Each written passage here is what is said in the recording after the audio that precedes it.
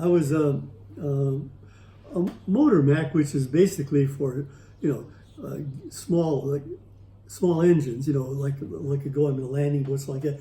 But on board ship, when we're underway, we were part of the engine room gang, so we had to do stuff down there. And my first job on there was oil in the main engine. That's when I told you that I got hurt there doing that. But then they would change you around.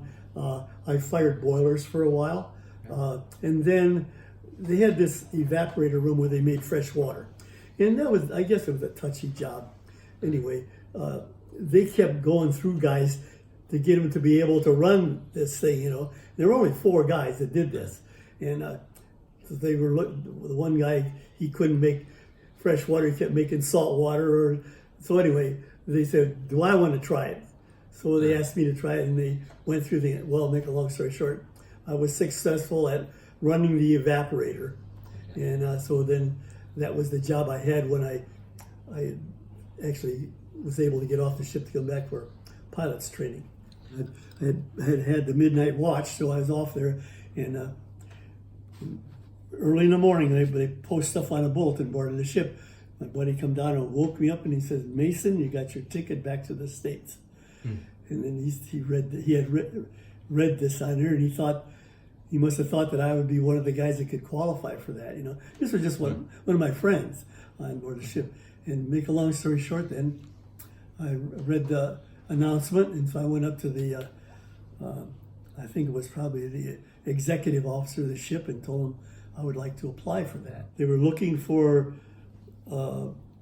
people to train to be pilots, and if you met the qualification, you could go and train to be a pilot. Well, I didn't necessarily want to be a pilot, but here was a way to get back to the United States, okay, to get out of there.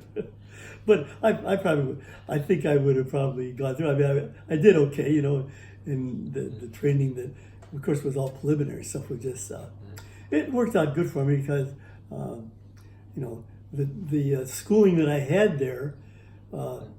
Later on, I went to school on the GI Bill after the war was over, and the credits that I earned there actually transferred to Kent State University, and they, gave me credit for the math courses and that stuff that I took. So that helped that way. How long were you at the school? I'm going to say 2 months, and then they dropped the bomb, and that they didn't need that anymore.